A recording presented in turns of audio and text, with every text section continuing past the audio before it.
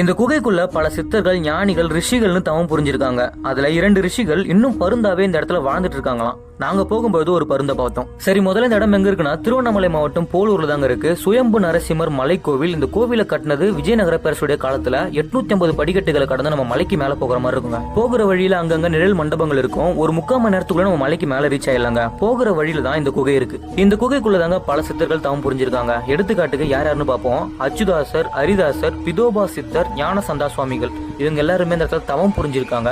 இந்த இடத்துலயும் ஒரு பெயிண்டிங்ல எழுதி வச்சிருக்காங்க. இந்த குகைக்குள்ள போகும்போது கெட்ட நாற்றம் அடிக்குங்க. ஏன்னா வவ்வால்கள் கூட்டம் கூட்டமா தங்கிட்டு இருக்கு. ரிஷிகள் குலஸ்தியர் இவங்க 2 பேருமே பருந்தா இந்த இடத்துல வாழ்ந்துட்டு இருக்காங்களாம். நாங்க உள்ள போகும்போது 2 பருந்துகளுமே வெளியே ஓடிடுச்சு.